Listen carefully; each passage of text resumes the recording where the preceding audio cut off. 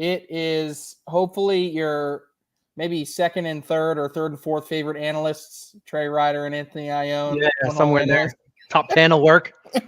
Top 10 analysts, hopefully. Let's go. Here on Monday night, ACL Live, everybody's favorite cornhole talk show. It is live, and we are talking all about Teams Draft, ladies and gentlemen. Teams Draft, Teams Draft, Teams Draft. We are jacked up and ready to go through some of our predictions, who we think are going to be top picks, how we think the draft is going to roll down. I mean, it's going to be epic. And the Teams Draft this year is going to hopefully be even bigger and better than what it was last year. We're going to have 5 people, well, I guess 6 people total, like possibly on camera hosting in a way. Nice. We'll have Jeff McCarriger, Bernie Neighbors, Michelle Thompson, all at the main desk. Anthony, you're going to be our roaming analyst. You're just going to be covering everything, going place to place, talking to different people. Wally and I going to be in the truck.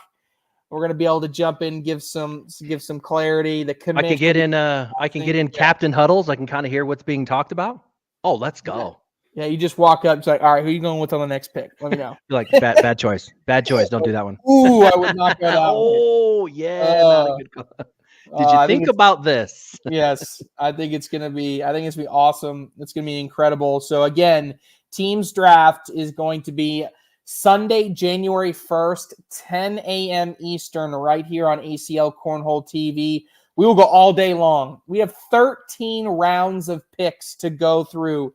Each pick 90 seconds. 90 seconds for every pick throughout the entire draft. Okay. No scaling. I know that was a big question for you, Anthony, is how long they were going to have for picks. But 90 seconds.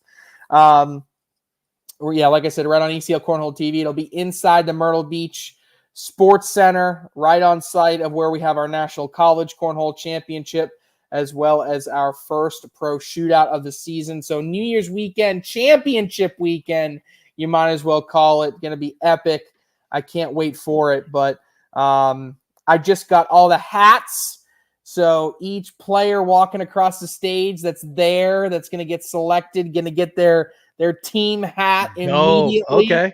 So they'll be dressed up with some swag. But man, Anthony, I don't know. This year it just feels different when it comes to teams going into this draft. It doesn't feel like last year. It almost had the feeling of, what is this? Like this year, it feels true excitement. I don't know, maybe from your perspective, if you feel the same way. No, I do feel the same way. And I'm looking at the comments here. I see the number 1 player in the world, Mark Richards, joining. So it's got to be serious if Mark Richards is joining us live right now. But yeah, no, I just feel like there's just a whole different feel now. I mean, mixing it up, right, with the ability to trade picks now, trade players later. The regional bias is really adding another level of it too. So plus, I think with players kind of knowing more what to expect. Boom, you threw in that we're going to have 8 TV broadcasts. Everyone's getting on. 92% of people are getting on TV. We shouldn't say everybody, but we're going to see that expand across the pro division. So I think that's building the excitement too. It's coming from all different angles. I think we're all pumped for it.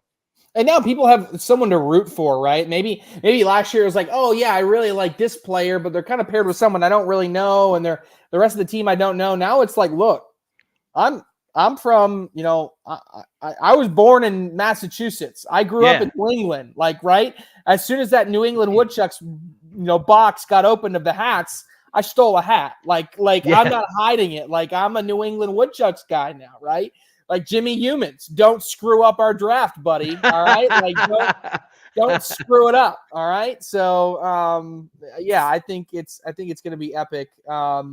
People are going to have the teams that they want to root for, and it's going to be really cool. And I think what's so fun about what we're doing right now, right, is getting to try to predict what's going in through the minds of some of these teams, right? I think it was cool on Around the ACL today. We recorded it today. It'll air tomorrow, 8 p.m. Eastern, right here on ACL Cornhole TV. I think everybody's getting excited. You'll be able to hear from Jamie Graham and Trevor Brooks, 2 of the co-captains of the Carolina Coasters, to hear kind of what their mindset is as they approach some of this draft strategy. And I think that's part of all the fun, Anthony. Yeah, definitely. And, that conversation was really good. I think we'll get a different angle the more captains we talk to. I mean, look, last year we had different strategies across the board. People were really regionally, committed. Some people were going with best available. So it'll be curious to see once we get into these huddles and this roaming camera you're talking about, and I can hear the conversations going on between the coaches. I bet we'll get different strategies across the teams, and then ultimately someone will have a solid squad on the backside.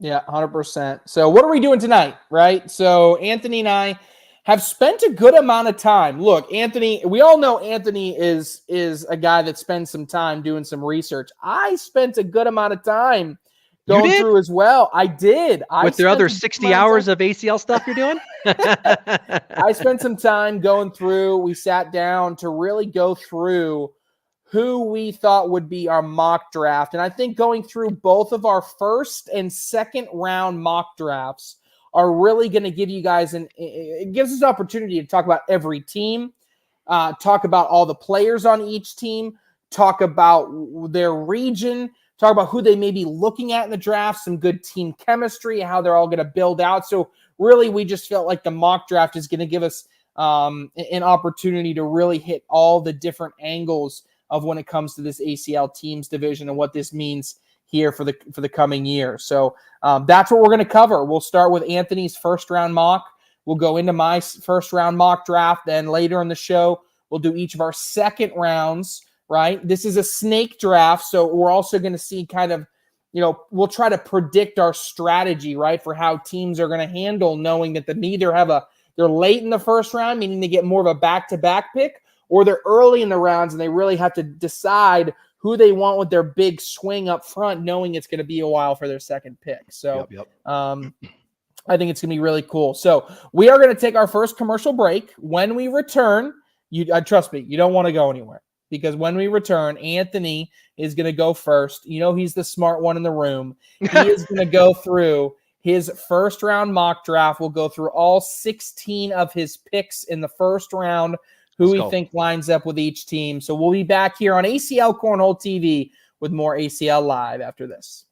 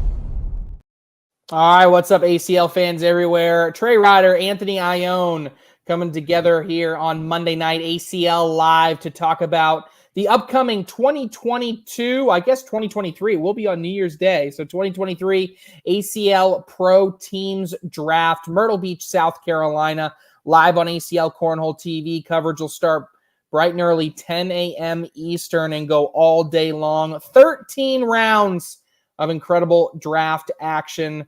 Anthony's going to be there. Bernie's going to be there. Jeff's going to be there. Wally, Michelle, everybody. The whole team. Oh, the whole team's going to be there. It's going to be a ton of fun. So, all right, Anthony, I think we've teased them long enough. I think they're tired of hearing me, blabber along. They want us to get into the meat of this.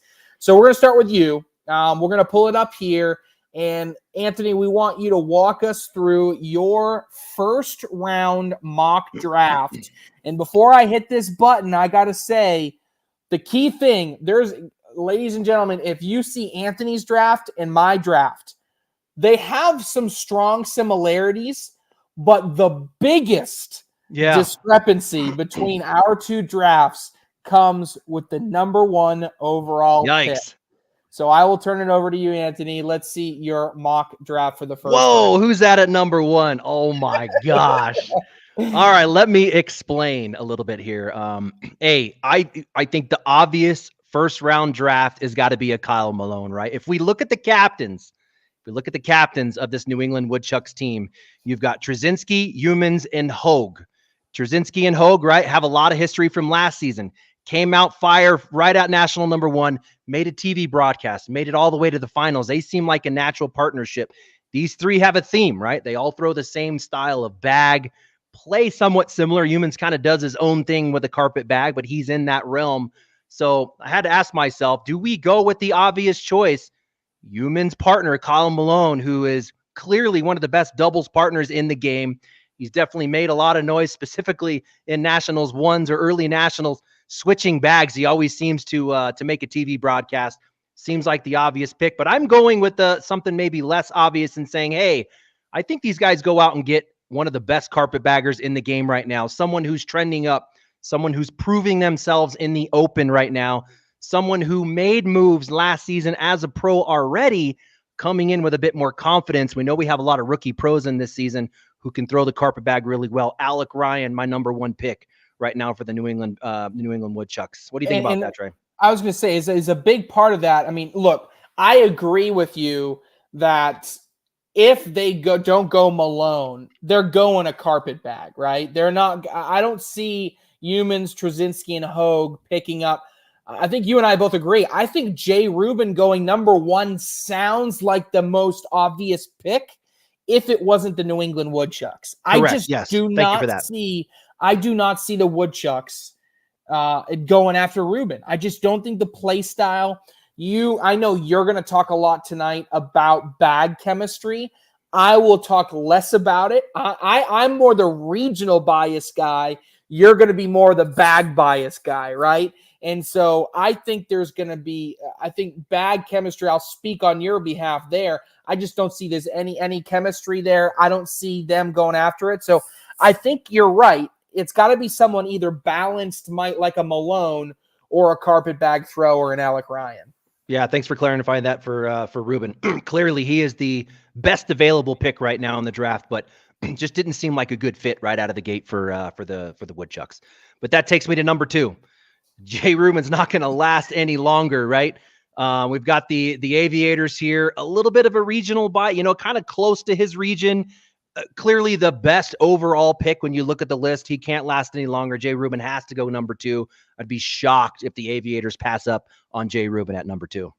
Yeah, I totally agree. And a little bit of bad chemistry with Noah Almanza, right? Yes. Noah Almanza being an ultra guy, Jay Rubin being an ultra guy. And I think Trey Birchfield is very versatile, right? I know he's always going to throw lucky bags, right? But if I needed to put Jay Rubin and Trey Birchfield together, I feel like they could find a way to make it work.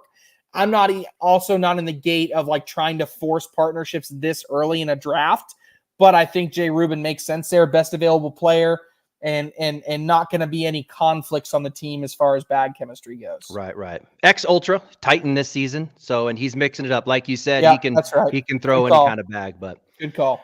Number 3, Ryan Smith. So Virginia Cutters. Here's where some of that regional bias comes into play, right? Location is going to be comfortable with Washington, Stranger, Allen. These are the captains of the Virginia Cutters. He was a captain last year. Obviously, one of the better players to play this game in the history of the game. I think he could bring a lot to Virginia, not just as a regional guy, but as a talent guy as well. When you look at the list of ranks, he was the 8th best overall pick.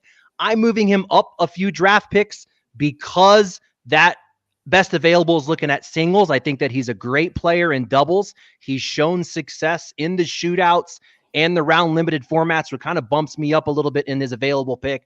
I think a good choice for the Virginia Cutters in there in round 3.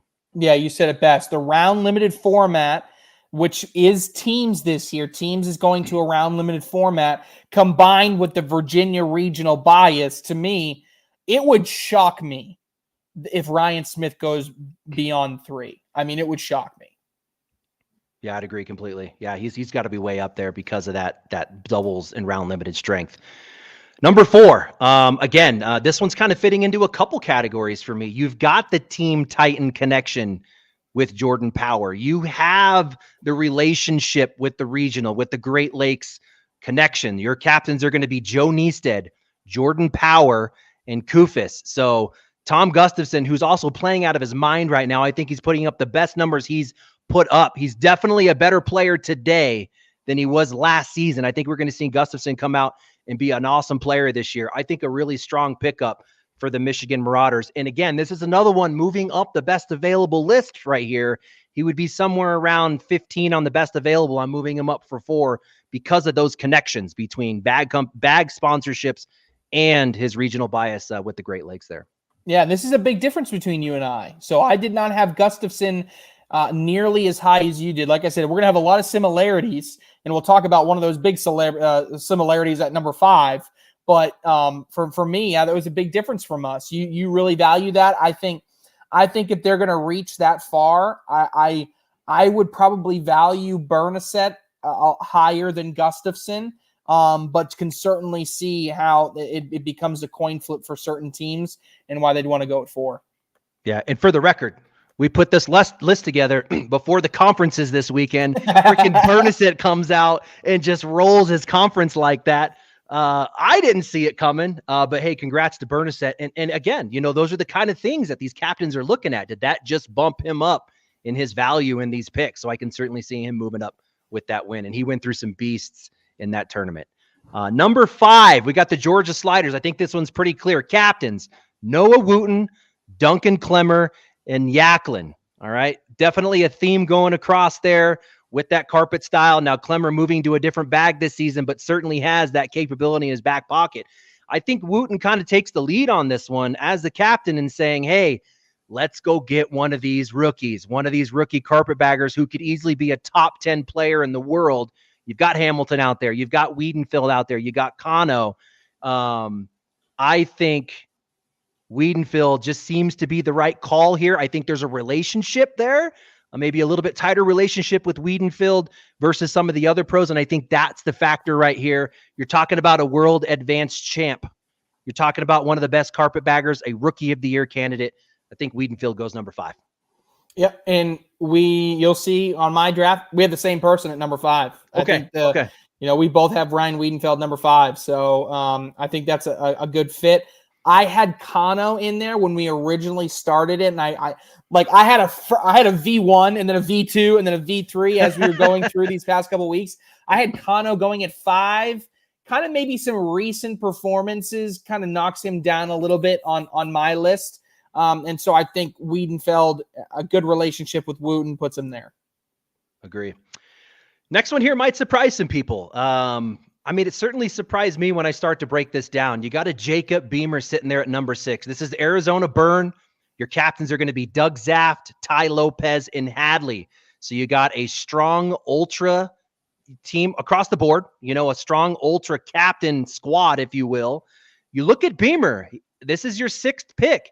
He is actually the 3rd best available. If you look at last year's rankings, this guy's up there from the best available. He is up on the list. I'm moving him down to 6, but I think the connection here is Team Ultra. Not only is he the best available pick on the list, but he adds a 4th Ultra player to this team. Kind of looking down the list at the other ones available, he just seemed like the best match, but I get it that it's kind of an odd pick at number 6 for the Arizona Burn. What do you think about that one, Trey? That one was kind of tough for me. I kind of put Jacob Beamer in a similar position, maybe not as extreme. My pick isn't as extreme for Beamer, but is Nate Stevens, right? Like Nate Stevens and Jacob Beamer, when you look at their ranking last year, you go, oh, wow, they finished really high in the rankings. They just hadn't continuously finished at the top of everything. So it just, I don't know. It could go either way. If you go with him, you're going with someone that is executing at a really, really high level. It's just, I don't know. Tough to say. It's a wild card pick, regardless of where you put Beamer. Yeah, that one felt the most wild card for me. But, I think we might be underestimating the strength of bag sponsorships. We're seeing it right now in the opens.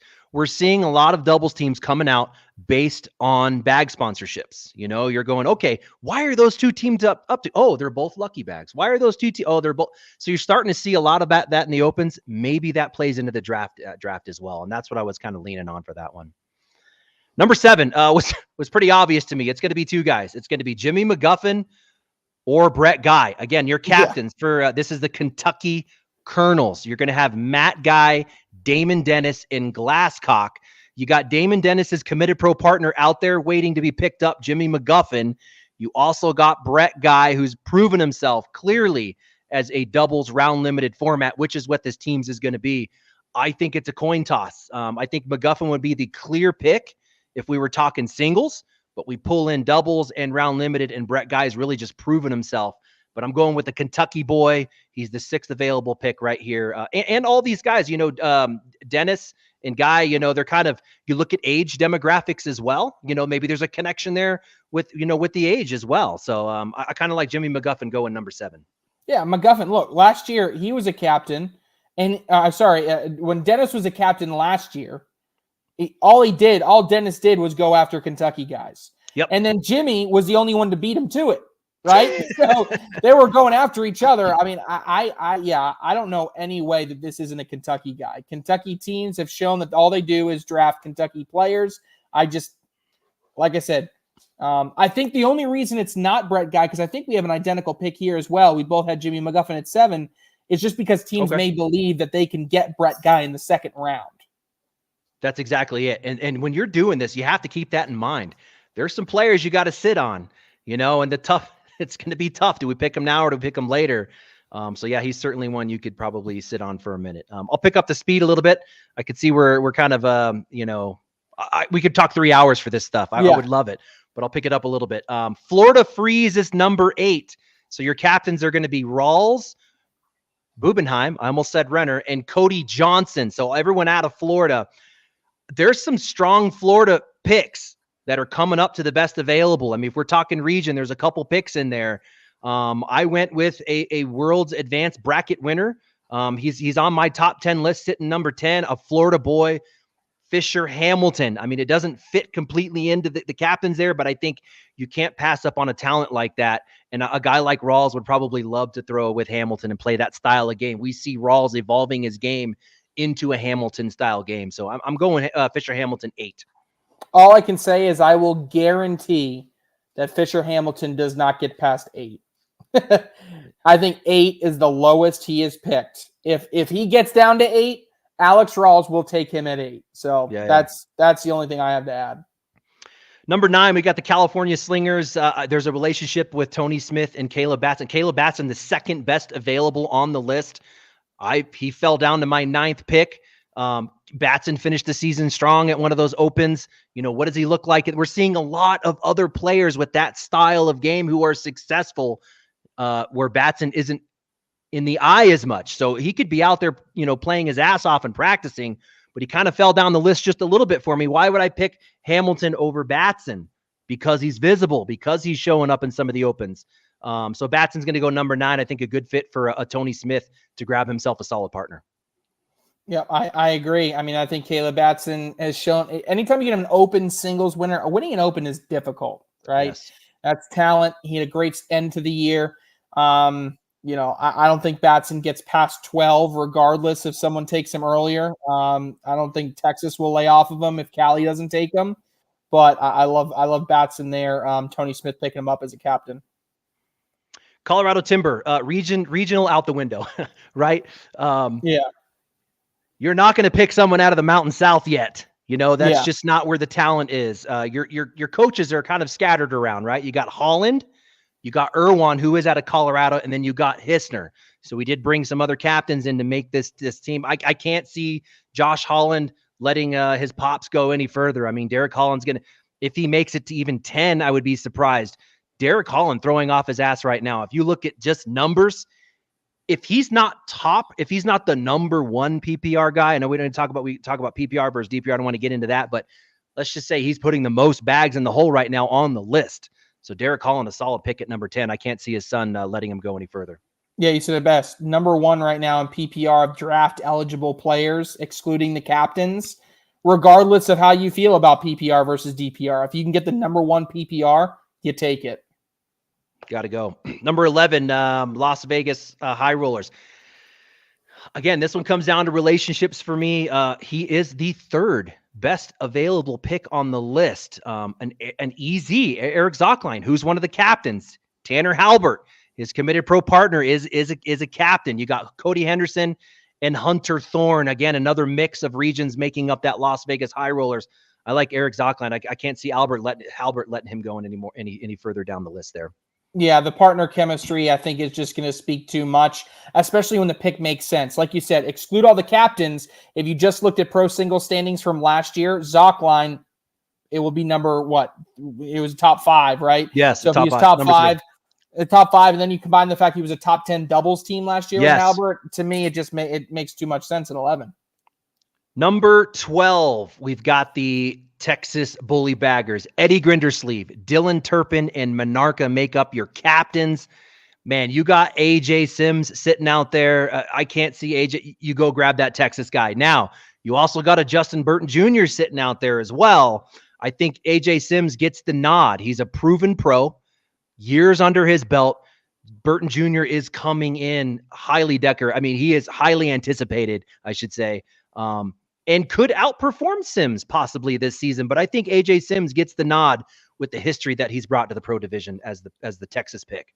Yep. And what I would say is Texas, Kentucky, both feel very similar. They're not letting, maybe even Florida, they're not letting someone in their region not get taken with their pick. It's just not going to happen, right? Someone from Texas is going at 12. Someone from Texas is going 12.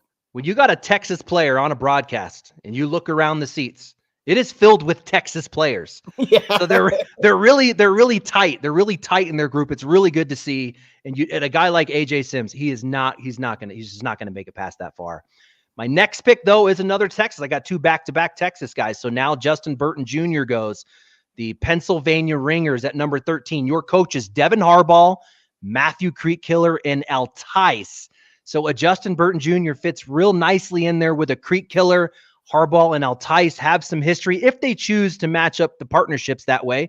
Now, they could go with a different strategy and level load the partnerships, or they could kind of heavy load the top ranks. But I think a good partner for Creekkiller would be a Justin Burton Jr. picking him up out of Texas at 13.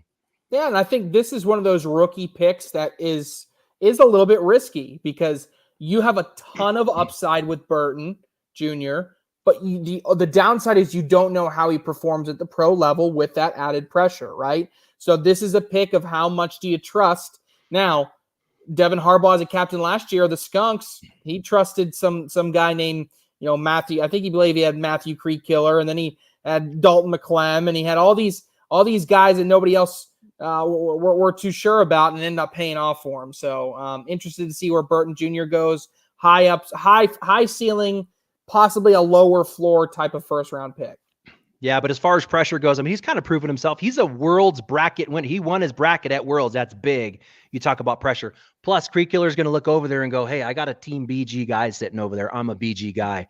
These kind of things come into play as well. Number 14, the Chicagoland Spinners.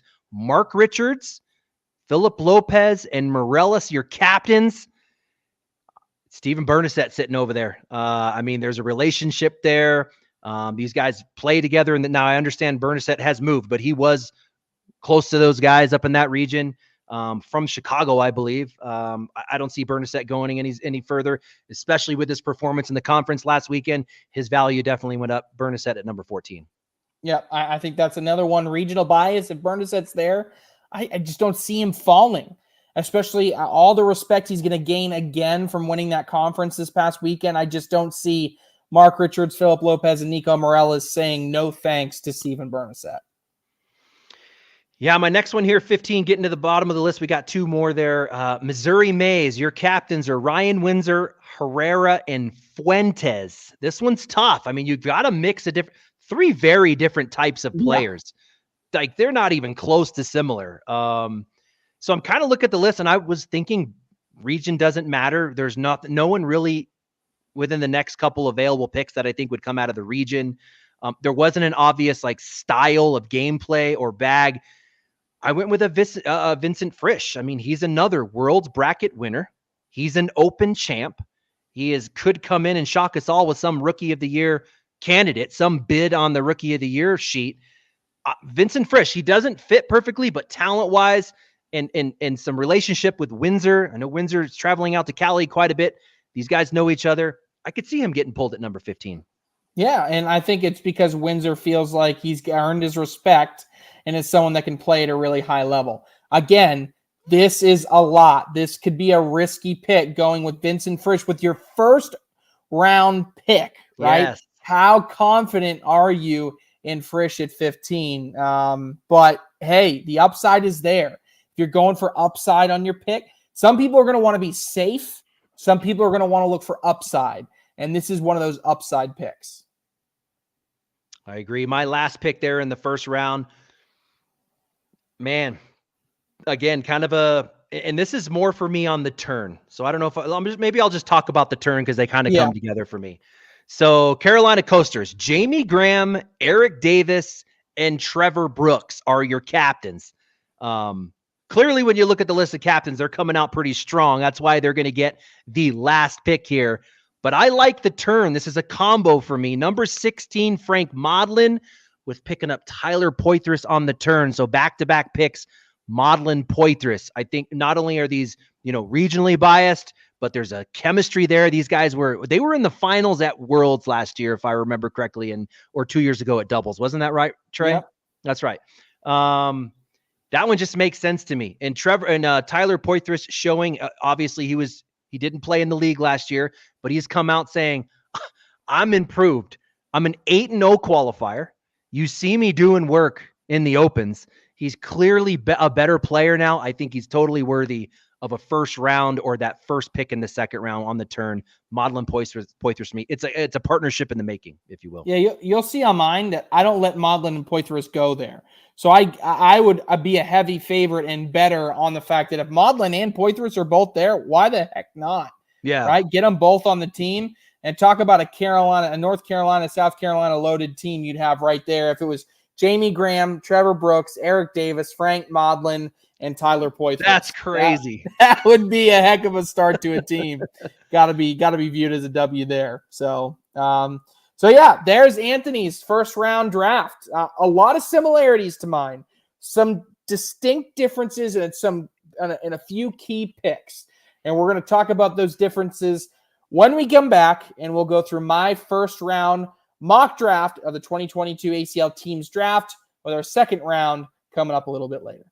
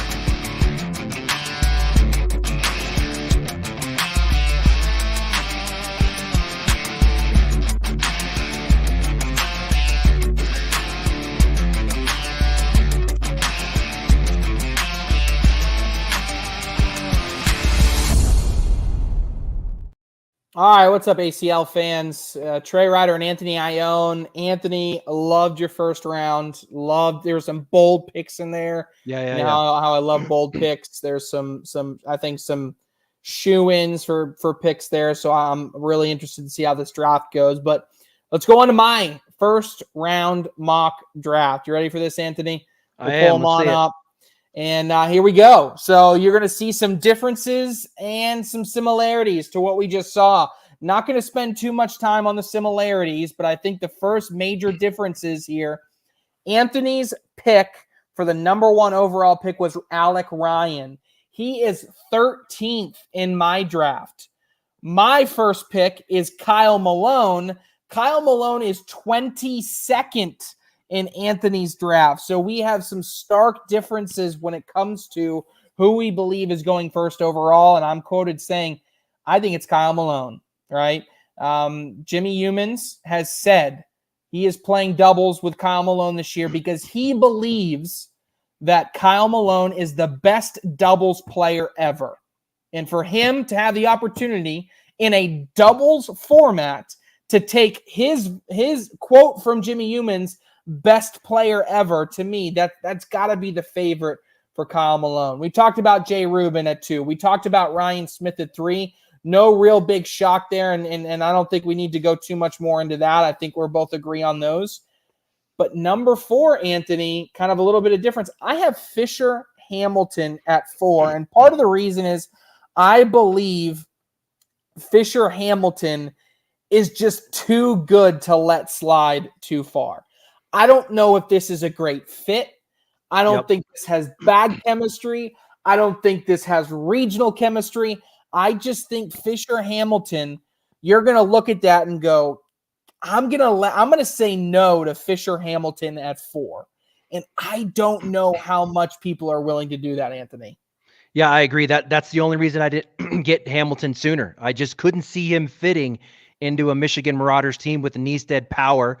And it certainly wasn't going to get picked up by Matt Guy and Damon Dennis. How does he fit into that mix? Right. So that kind of dropped him down a little bit on the list for me. The only reason Hamilton fell down for me, I just didn't see a good connection with the captains coming out of the gate. Yeah. So I got Hamilton at 4. We have the same pick again. Ryan Wiedenfeld at 5. Wow. Okay. So right now through 5, we have 3 of the 5 identical. That's insane. Identical. But then we go a little bit different at 6, and I have Frank Modlin. Now, why I have Frank Modlin, I had to put myself, again, no regional bias, no bad chemistry, but I'm saying to myself, you have 3 old school veterans on that team. You have Doug Zaff, Bill Hadley, and Ty Lopez. Yeah. I just felt, Anthony, that they're going to look at themselves and go, I just want an old school vet that knows how to put bags in the hole. And someone that'll have good strategy when it comes to the round limited format. And to me, that really fits the profile of Frank Modlin. So I think Zaft and Hadley in particular will highly value a Frank Modlin and want to take him at 6. Yeah, that's the only thing I can see. I went Jacob Beamer here. Jacob Beamer, the 3rd best. He's not even on your first round pick. Your Beamer fans are out there going, no love for Jacob Beamer. He should be at least 3rd. That's crazy. He's just under the radar, but an amazing bagger. Yeah, and part of the reason, on my list is because I think that's how people will look at it. Not necessarily, doesn't matter what I think. Doesn't matter who I think is 1 through 16, right? It matters who I think what the captains will judge based on this. Number 7, identical. Jimmy McGuffin or Brett Guy. Pick one. I think it's Jimmy McGuffin, but it could be Brett Guy as well. Going on to number 8. Here I said Fisher Hamilton would not go past 8. Well, unfortunately, Fisher Hamilton I don't think is going to be available at 8. So looking for best available player in a way, I think Cheyenne Bubenheim will say to Alex Rawls, hey, look, I took Derek Holland last year, and it was a slam dunk. He was one of my best players. I think he led the entire teams division in PPR for teams events. Derek Holland puts a lot of bags in the hole, and I think he's going to be highly, highly valued at that 8 spot. Hey, who's the best Holland right now? I don't think it's a captain. I'm just saying. Wow. I'm just saying. Hey. I mean, Whether Much or not, love, Josh. Much love, baby. You know the good news is that it's a debate goes to show you why Derek Holland's probably going in the top 10 at worst. So, number 9, I have Gavin Cano here. I said previously that I thought Cano may go at number 5 to the sliders because I really think Noah Wooten values him that much. But I think recent performance may have dropped him down a little bit. And so I think Gavin ends up still going pretty high. And I think Tony Smith goes, okay, no, if you're not going to take him, I'm going to take him. Right. So I have Gavin Cano going at number 9 here, who you didn't have in your first round, Anthony. Yeah, I like it. I gave Batson the nod right there. I moved Batson up to that pick, a proven pro. But Gavin Cano is a great talent. He is in my second round, but I don't hate that pick. I don't hate that pick at 9. Yeah. Number 10, I think you have, again, old school guys.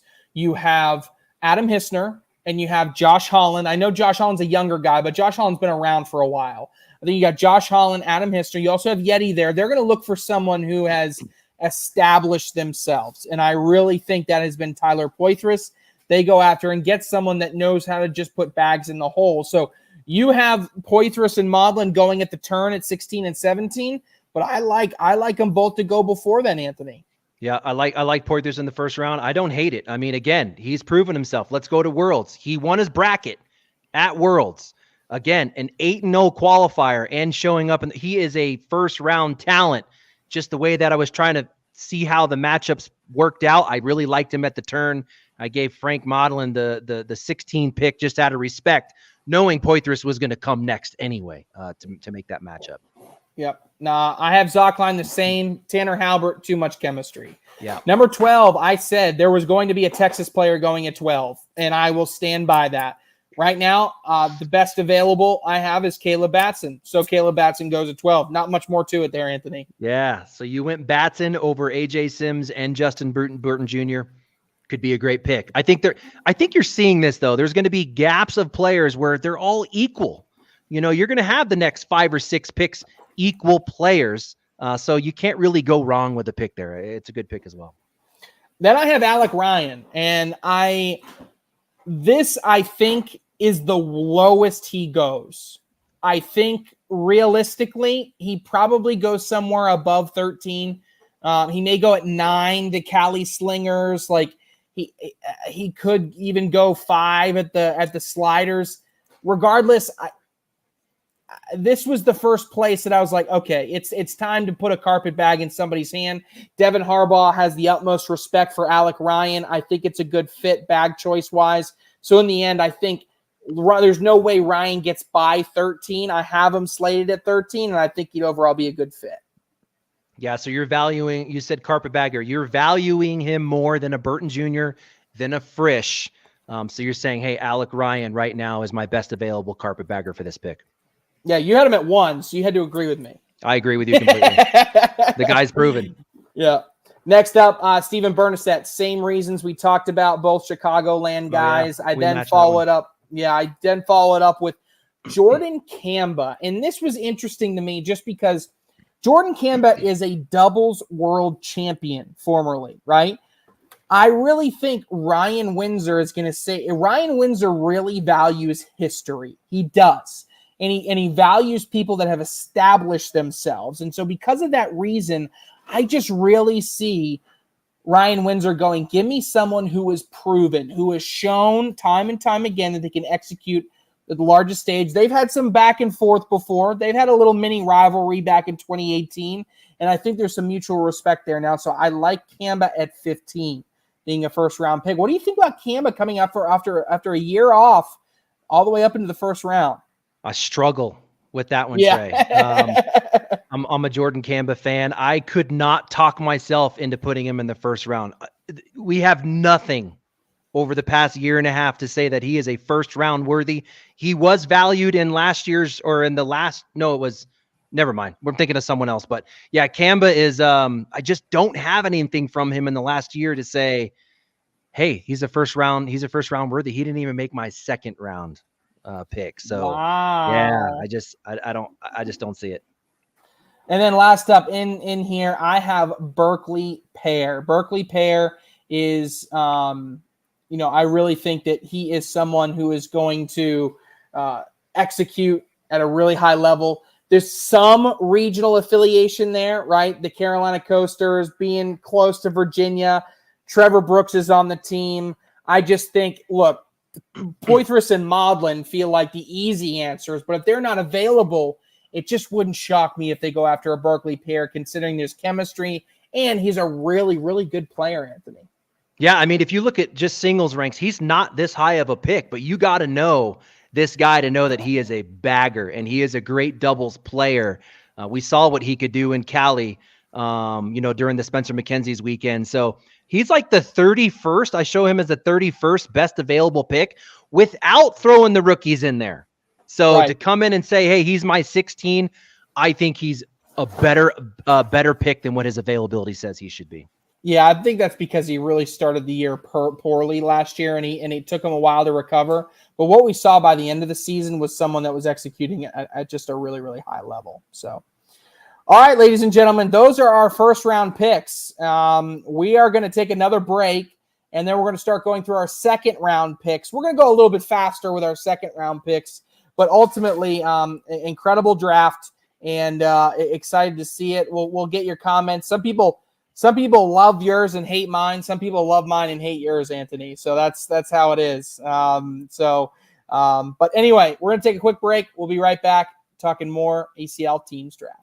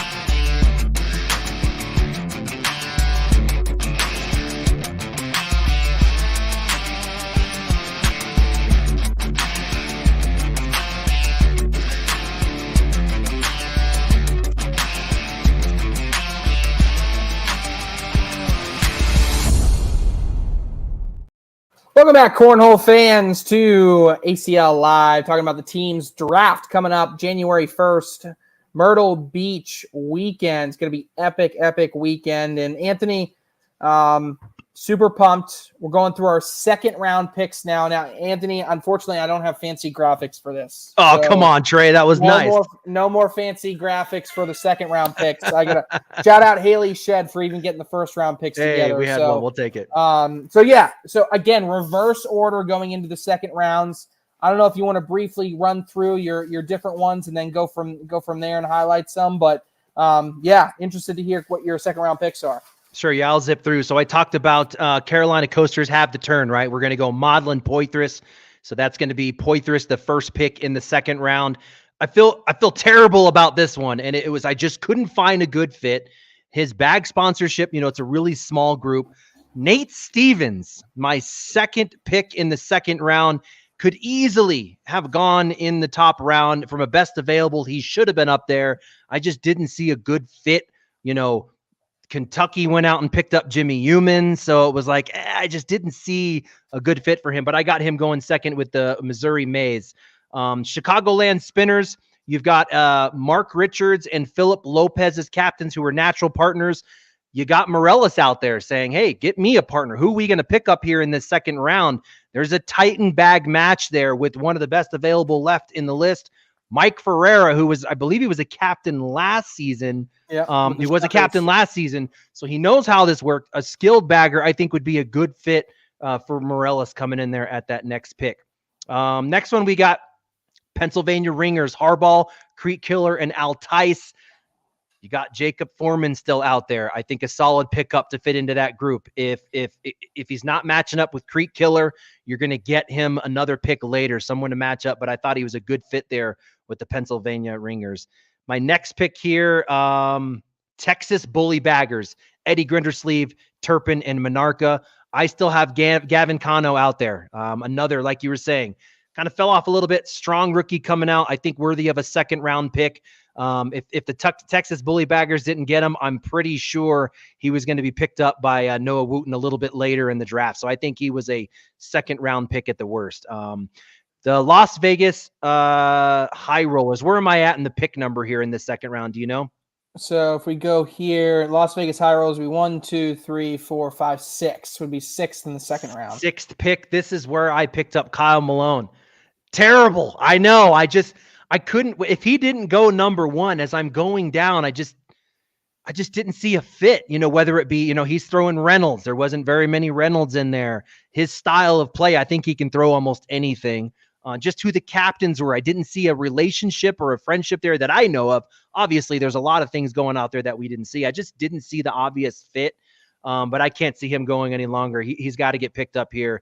The next pick, we've got the Colorado Timber, Holland, Irwan Hissner, Michael Dingus, another one that should have probably went early. We haven't said his name yet, just kind of under the radar. An amazing bagger. This is as deep as he should go in the draft. He's definitely second round worthy, if not first round. Now I pick up Berkeley Pear in this next pick with the California Slingers.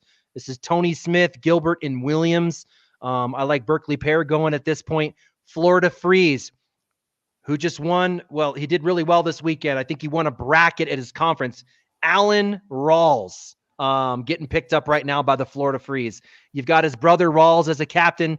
Cheyenne Bubenheim and Cody Johnson. He was a clear fit for me right now on just looking at the talent and how he fit in chemistry-wise. Kentucky Colonel's coming back around. It's time for Brett Guy to go for me. If he wasn't picked up already, he's going to get picked up right now by the Kentucky Colonels. I think that one's pretty self-explanatory. Arizona Burn. We've got another ultra team connection here. Certainly right there on the best available, a trending up player in doubles and singles. Jeremy Schermerhorn, I think a really good fit right now for the Arizona Burn, specifically because of the ultra team connection and the fact that he's just skill-wise, he's due up here in the draft. Georgia Slingers, kind of in that region-ish. He fits the style of Wooten Clemmer, the connection with Clemmer as an ex-pro. Brandon Jones for me going here in this pick. He just seemed like he would fit. I don't even think he might have been. I can't remember if you had him on your pick, but I didn't have him in my first two rounds. Yep, I had him. I kept trying to look for a place for him in my first two rounds, and I just couldn't. I couldn't do it. He just fit all the categories, chemistry-wise, region-wise, bag types. He was the 17th best available. I'm at pick 28 right now, so it was definitely time for Brandon Jones to go. Second-round pick for me. My next one here, and the first lady bagger in the list. I think an amazing player right now. And if you look at her stats right now, if you look at who's filling up the hole the most right now, Sarah Cassidy is way up on the list. Surprisingly, she's also there in DPR as well. Michigan Marauders, Joe Neested, Jordan Power, picking up Sarah Cassidy, the first lady bagger out of the draft here at number 29. I'm just going to go 29, 30, 31, 32, 30. James Baldwin, a good fit for the Virginia Slingers. Obviously a much better player in doubles than what we see him do in singles. A world champ. I mean, this he's got all the accolades in doubles. I think a good pickup here. Two more draft picks left. We got the Ohio Aviators, Almanza Birchfield. I see Caleb Franklin, a talent that should go right about now. I can't remember if you had him in your list. Talent-wise, I think he's got to go if you're looking at who else is left. Trending up as well. He really made some noise last season for me, kind of coming out of nowhere. The 20th best available.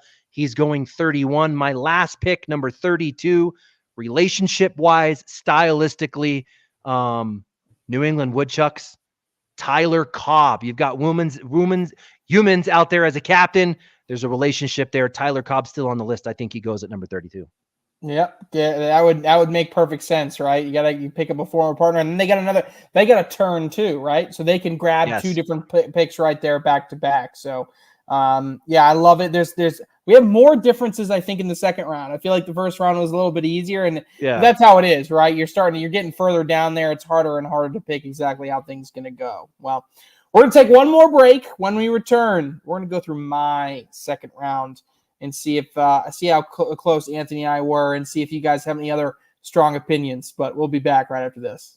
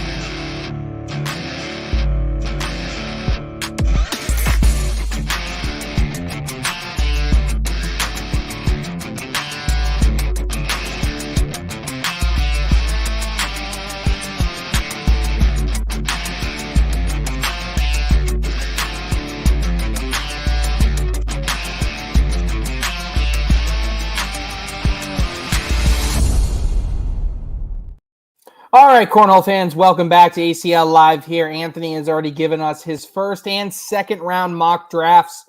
I've gone through my first round mock drafts, and now we'll just kind of skim through my bit here on who I got in the second round. We'll jump right into it, Anthony. So Carolina Coasters, first pick of the second round. They're coming around the turn. And for me, this is another one of those opportunities where I think teams, just like when you see in fantasy drafts, right? You're like, this is a guy I want to take. And then all of a sudden the guy keeps falling and he falls. And it's like, I got to take him, even though I don't think he necessarily has the chemistry. It's just like, he's the best player available, and that's AJ Sims. I think, AJ Sims made a Final Four in singles, lost to Jamie Graham. I think Jamie Graham respects AJ Sims. And I think ultimately they may just pick him up. So I got AJ Sims going to the Carolina Coasters with the first pick of the second round. Next up, I have, to the same team that you did, I have Vincent Frisch going to the Missouri Mays. Now, you had him going in the first round to the Mays. I have him going in the second round to the Mays. Okay. So I like the same logic. A Ryan Windsor and a Vincent Frisch, I think, makes a total amount of sense. That there's going to be some West Coast respect there from Ryan Windsor as much as he travels over there to the West Coast. So I like Frisch for the Mays in the second round. Chicagoland coming back around. You had Tom Gustafson going all the way at 4.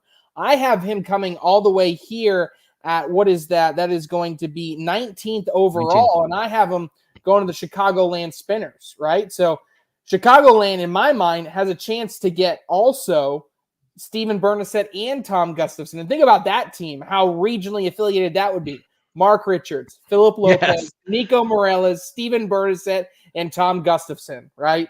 I mean, Miguel Villa would be out of his mind if that was the team he got to manage. No right, doubt. So then, look, then we get to the Pennsylvania Ringers. I got Jacob Foreman. Okay, so I have Jacob Foreman here because, look, Matthew Creek-Killer is going, look, we were a top 10 team for most of the year, right? Maybe we faded a little bit at the end, but hey, I have a chance to put together another top 10 team. Let me play with my partner and Jacob Foreman. We can get him in the second round. Matthew Creek-Killer being on the Ringers, I think it just makes a lot of sense to pair those two together. Texas Bully Baggers, now I see they take Justin Burton Jr., right? Okay. Now they're going to say, look, I mean, I have him dropping this far, but as you said, he's got the talent to be a little bit higher. The Texas guys know who he is, but if you don't have a captain that's going to every single one of these opens, Justin Burton Jr. may not be at the forefront of your mind all the time and always seeing how he's playing. So because of that, Texas may get lucky and may have him slip a little bit to get to that pick where I have him at 21 overall, 5th pick in the second round. Yeah, I do like that. Maybe I went too early. I do like the fact that he could be still available a little bit later. He's not kind of right in the forefront of the thought, so I like that choice. Next up, 22nd overall, Las Vegas High Rollers. I have Brett Guy. Again, similar methodology, right? You have some old school guys looking for someone that has proven that they can execute at a high level, especially in a round limited format.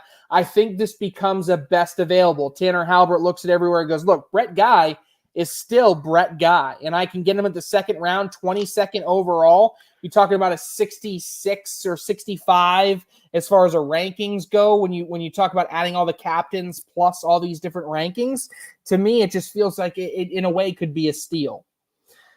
Colorado Timber. I think this is, again, one of those points where it's like Jacob Beamer may not have a home, but at the same time, someone's got to be looking at their sheet going, what the hell, guys? This guy is like the third best player available. And so I think Adam Hissner, being from the state of Ohio, looks at his sheet of paper and tells Josh Holland, what are we doing?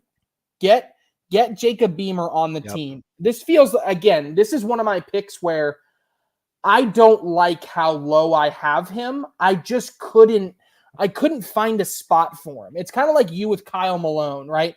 You don't feel great that he's that low, but it's like, where do I put him, right? And so ultimately, that's why I have Beamer here at 23.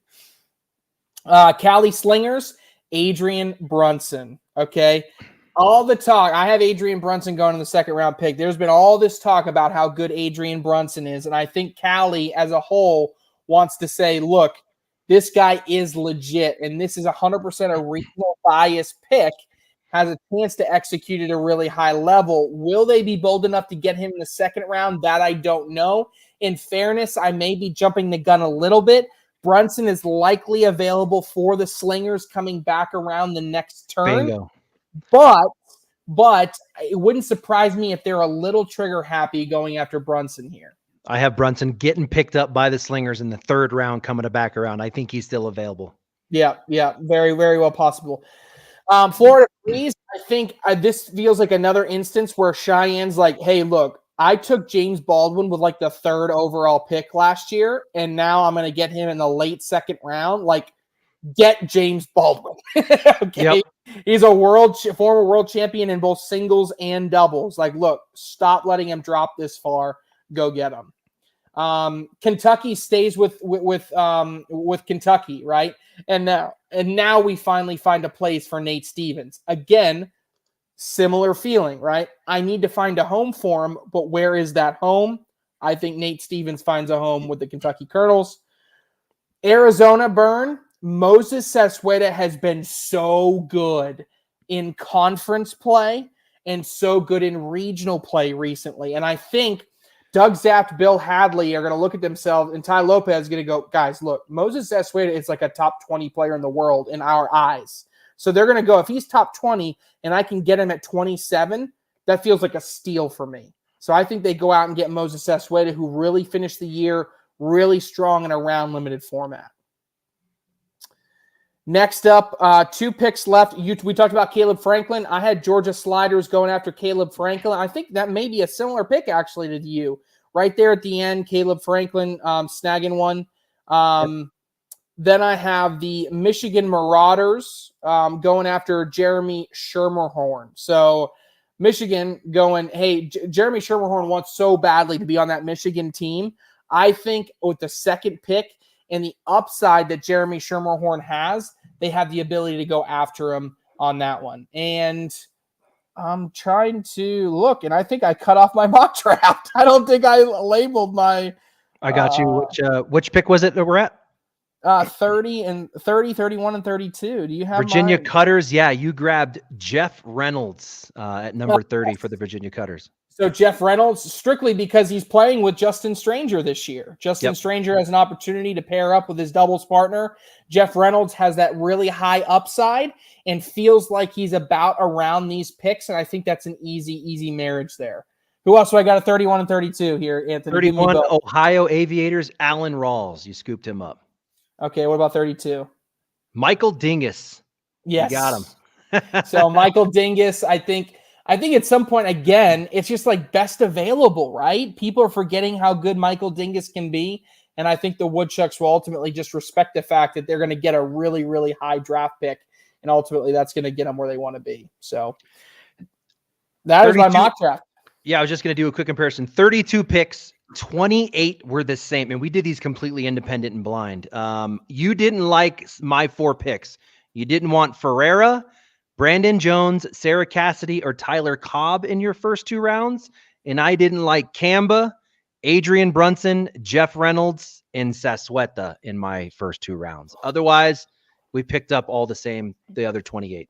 And we did this blind, which is, hey, that's pretty good. That's pretty good. If we were, that goes to show you, I mean, that's at least how we're thinking. That doesn't mean anything about how the people at home, I mean, how the captains are thinking, right? They could turn and be like, you guys are dumb, and we're taking Michael Dingus first overall. Like, I mean, that could be just how it goes, right? Here's the thing. I could do this again and change the order of my first pick, put Malone in there, and that could jack up everything downstream. Right. 100% could. I mean, domino effect. It has a domino effect based on, and we saw that last year in the draft. We knew Cheyenne Renner was going to take James Baldwin, and then Adam Hissner took James Baldwin and screwed everything up. Yep. So ultimately, that's our mock draft, guys. We hope you're excited. Hope you're jacked up. Again, Myrtle Beach, South Carolina, January 1st, coming up on New Year's weekend. You can come watch us in the Myrtle Beach Sports Center. You can watch live on ACL Cornhole TV. 13 rounds, 90 seconds a pick. It's going to be a nice 5-hour, 6-hour show. I was going to say, what is that math? Are we there for 10 hours, Trey? I hope Anthony's got his coffee ready. I mean, I hope he's jacked up, ready to go. You're going to have to be chugging some energy drinks to get ready for it. But hope you guys are excited. Anthony, thank you so much for your work. I appreciate it. Again, as always, put together a hell of an analysis for us, and an amazing job. So for my partner in crime, Mr. Anthony Ayon, this has been Trey Ryder saying so long, and we will see you next week on ACL Live as we start diving into the shootout series. Make sure you tune in tomorrow night to Around the ACL, 8 p.m. Eastern, and we'll see you guys next time. Appreciate it.